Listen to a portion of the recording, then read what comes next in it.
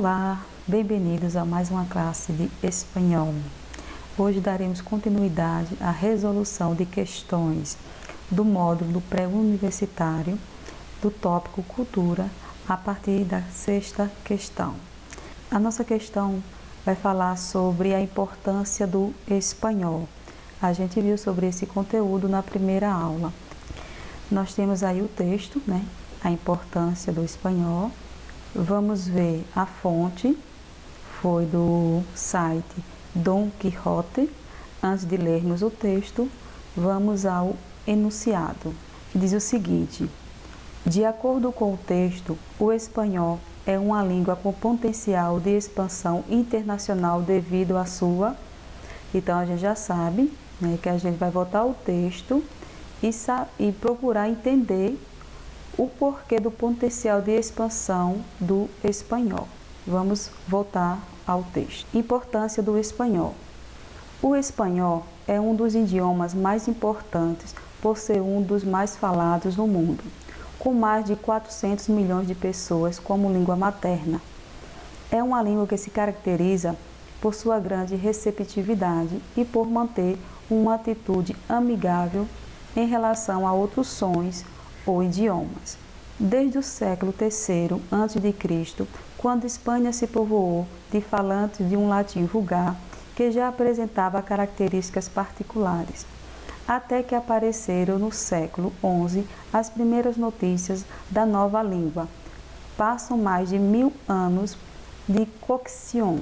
Essa expressão significa cozimento, como se cozinhar lentamente, explicando aí a questão da nova língua, que aos poucos mostrava suas características específicas.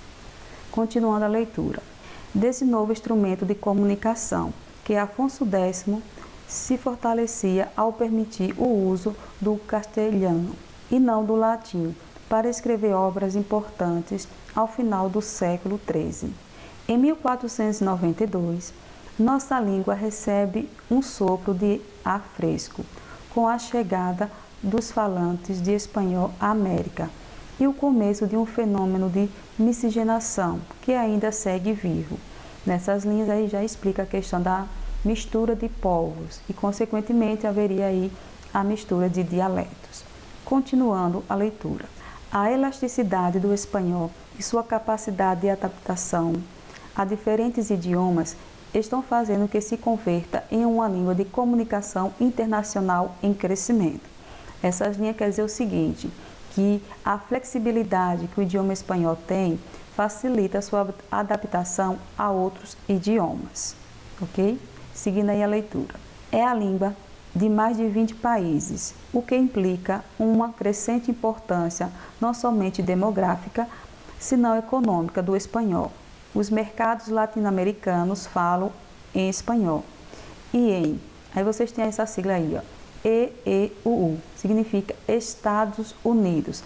É que no espanhol duplica as letras das palavras referentes aí à questão do país. Nesse caso, Estados Unidos. Então, seguindo, e nos Estados Unidos, o espanhol é a segunda língua com um nível de crescimento imparável, que acrescenta quase 2 milhões de falantes do espanhol a cada ano. Vamos voltar para o enunciado, né? Aí a gente tem o enunciado que diz o seguinte, né? De acordo com o texto, o espanhol é uma língua com potencial de expansão internacional devido à sua... Vamos às alternativas. Letra A. Faculdade de modificar outros dialetos. Não, gente, o texto não fala sobre a questão de o idioma espanhol buscar, né, a modificação de outros dialetos. Não, essa não é a nossa alternativa. Vamos para a letra B. Qualidade de ser falado em muitos lugares? Também não. O texto fala sobre a questão da expansão do idioma espanhol com a sua facilidade de se adaptar a outros idiomas a nível internacional. Então, também aí a letra B não é a nossa resposta. Letra C. Capacidade de se adaptar a diversos idiomas. Sim, galerinha, a letra C pode ser a nossa resposta quando lá no parágrafo diz que o espanhol, né, tem facilidade de adaptação a outros idiomas. Vamos guardar a letra C, vamos ler as demais. Letra D. Peculiaridade de se moldar ao mundo moderno. O texto não fez referência a essa questão de mundo moderno, então vamos descartar aí a letra D. Possibilidade de se prolongar por muitos séculos. Também em relação a essa questão, ao potencial de expansão internacional do espanhol, o texto não quer fazer referência em relação a o prolongamento por muitos séculos do idioma. Então, realmente, a nossa alternativa correta é a letra C. Capacidade de se adaptar a diversos idiomas. Vamos seguir para a próxima questão. Aí eu coloquei para vocês imagem relacionada à questão que nós iremos tratar em seguida, que é sobre Miguel de Cervantes, né, o famoso autor de Dom Quixote de la Mancha, e William Shakespeare, né, tem uma obra bem conhecida, Romeu e Julieta, né, escritor aí em inglês. E na questão seguinte, vai fazer também referência ao Dia Internacional do Livro, que é o dia 23 de abril. Vamos à questão.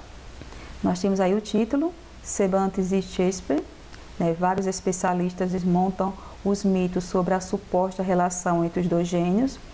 A fonte, vamos ver de onde foi retirado o texto, do site Ele País. Novamente estamos vendo o famoso jornal espanhol, Ele País. Vamos ao enunciado, que diz o seguinte: o texto trata das supostas relações entre Miguel de Cervantes e William Shakespeare, revelando que...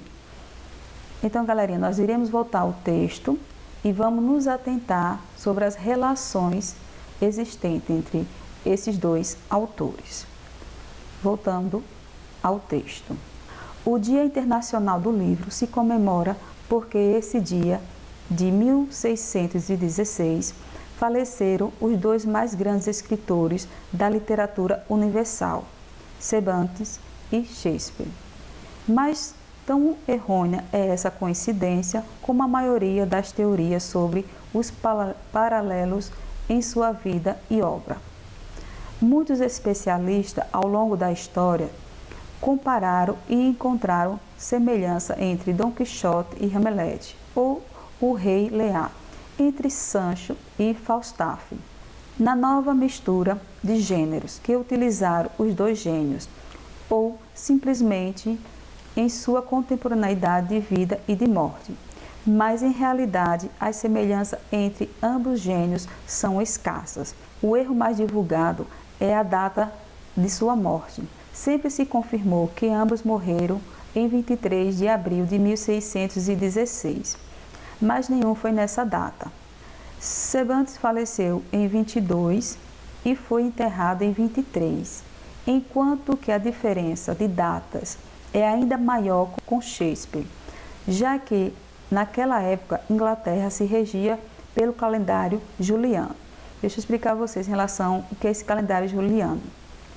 Foi introduzido pelo líder romano Júlio César, e esse calendário se diferencia pela questão de quantidade de dias que existia nos meses, ok? E por isso, na realidade, a morte de Shakespeare ocorreu no dia 3 de maio. Continuando a leitura. As coincidências são mínimas. O único fato certo é que Shakespeare leu a primeira parte de Quixote e que há uma obra perdida da qual se conserva um resumo, na qual o inglês, referindo-se aí nesse caso a Shakespeare, junto com um colaborador, retoma o personagem de Cardenio, que aparece em um episódio da principal obra de Cervantes.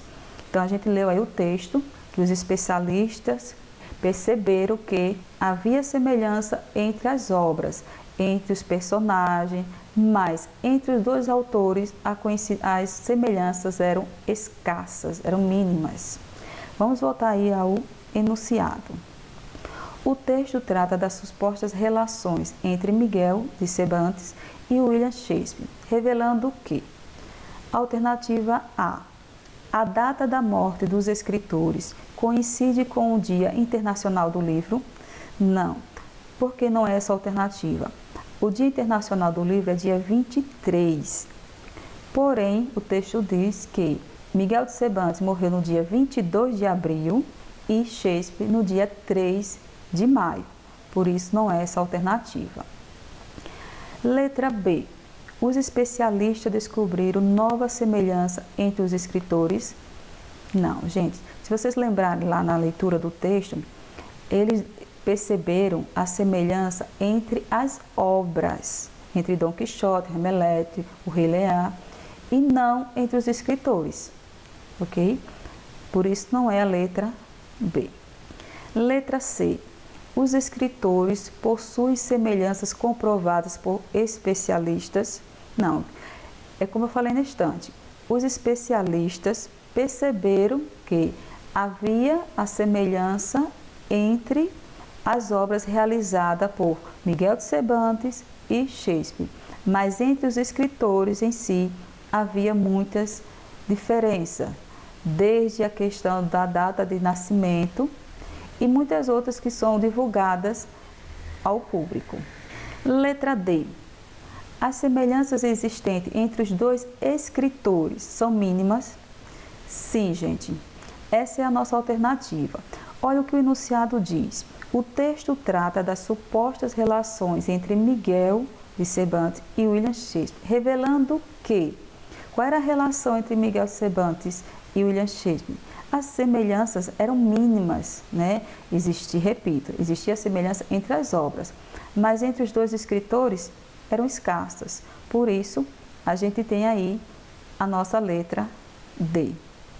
E uma observação em relação à nossa resposta à letra D, observe que o autor parafraseou, ele usou-se de sinônimos, quando ele falou lá, as semelhanças eram escassas, aí na alternativa ele colocou, eram mínimas. Então, é bom se atentar a esses detalhes. Mas vamos ler a letra E. A aproximação entre os escritores se contradiz em suas obras? Não, essa alternativa aí não é a correta porque no texto diz, né, que havia sim semelhança entre as suas obras, entre os personagens existentes, criados pelos autores. Por isso, a nossa resposta dessa questão é a letra D. Vamos seguir para a próxima questão, que vai fazer referência aí a um colégio, Miralles Erendim, sede em Pamplona, cidade espanhola. Esse colégio, Miralles Erendim, é um colégio que considera o aluno como o centro do processo educativo e oferece uma educação personalizada. Com o projeto Axé, as crianças vão dar origem das palavras e como surgiram as regras de ortografia da Real Academia. Então, nesse colégio foi criado o projeto Axé, que leva as crianças a buscarem a origem das palavras. Vamos à questão. Nós temos aí o texto. Aí a sua fonte foi em São Paulo, Cervantes, acesso em 27 de março de 2017. Adaptado, isso significa que, como eu falei para vocês, toda questão tem um contexto, né? E quando fala adaptada, é que o autor retirou algumas partes do texto original que não seriam utilizadas, não seria de relevância para a questão. Vamos ao enunciado. Segundo o texto, ao proporcionar aos alunos o conhecimento da origem de las palavras e al como surgiram las regras de ortografia de la Real Academia, o projeto mencionado promove. Então, a gente já sabe aí que essa questão vai fazer referência ao projeto, né, desenvolvido no Colégio Miralles em relação ao ensino às crianças sobre a origem das palavras e como surgiram as regras da ortografia da Real Academia. Vamos voltar ao texto. O ensino do vocabulário e a ortografia são dois campos de batalha para os professores de língua espanhola. Geralmente, além disso, estes assuntos se convertem em algo tedioso, árido e pouco atraente no processo de aprendizagem dos alunos. De fato, poucos deixam as salas de aula de ensino obrigatório compreendendo e escrevendo com exatidão e seguridade ortográfica. Um projeto se desenvolveu no colégio Miraballes e Rendim, ao perceberem que deviam mudar algo para romper com os métodos e atividades baseadas na correção do erro ortográfico, em vista dos resultados regulares observados nos alunos da educação secundária obrigatória, ensino médio e universidade. Então, a gente já compreende aí que o texto faz menção à necessidade de mudar a metodologia aplicada em relação ao ensino da língua espanhola. Vamos continuar a leitura do texto. Com o projeto Axé, as crianças vão à origem das palavras e como surgiram as regras de ortografia da Real Academia. Aos seus 10 anos, Carlota, aluna, sabe que todas as palavras têm sua história e também seu desenvolvimento. Podem crescer ou podem morrer se as utilizamos mal ou não as utilizamos. E conhecer sua origem e sua raiz ajuda a utilizá-las e escrevê-las bem. E aí nesse texto, vai se falar sobre esse projeto desenvolvido no Colégio Miraballes, com o objetivo de levar as crianças a buscarem a origem das palavras para que elas se sintam mais atraídas na busca do aprendizado. Vamos voltar ao enunciado. Segundo o texto, ao proporcionar aos alunos o conhecimento da origem das palavras e como surgiram as regras de ortografia da Real Academia, o projeto mencionado promove: letra A, a diminuição do abandono escolar. Esse é o objetivo do projeto Axé no texto? Não. O objetivo do projeto Axé é levar as crianças a buscar a origem das palavras, de uma maneira que as crianças tenham mais satisfação no aprendizado. Por isso não é a letra A. Letra B, a aproximação entre os indivíduos e a língua. Pessoal, essa pode ser a nossa alternativa, porque quando o projeto é desenvolvido no colégio tem o objetivo de atrair as crianças para o aprendizado de uma maneira mais eficaz, o projeto está levando a criança a se aproximar da língua, a identificar suas particularidades em relação a cada palavra, ao seu sentido semântico, a utilizar bem as regras da ortografia. Então, essa letra B pode ser sim a nossa resposta pela questão da aproximação que o projeto traz em relação aos alunos e à língua. Vamos guardar a letra B e vamos ler as demais. Letra C, a banalização das regras gramaticais tradicionais. Não, a gente descarta logo a letra C, porque o projeto ele visa a questão das regras da ortografia, então ele não banaliza as regras. O projeto também considera que as regras gramaticais devem ser sim aplicadas. Por isso, descarta a letra C. Letra D, o ensinamento da língua espanhola para crianças. Não, gente, a letra D não é a resposta, porque o ensino da língua espanhola já era aplicada no colégio. O projeto foi desenvolvido para estimular o aprendizado do idioma, então não foi isso que o projeto veio proporcionar. Letra E, o desafio dos alunos de se adaptarem ao novo método de ensino. Não, a gente descarta também a letra E, porque não foi o objetivo do projeto levar os alunos a se adaptarem a esse novo método de ensino. Então, não é aí a letra E. Em relação, quando leva a criança a buscar a origem das palavras e como elas surgiram, a aproximação entre os indivíduos e a língua. Por isso que a nossa alternativa correta é a letra B. Ok, pessoal? Por hoje ficamos por aqui e que vocês continuem desenvolvendo os estudos. Hasta la próxima classe de espanhol.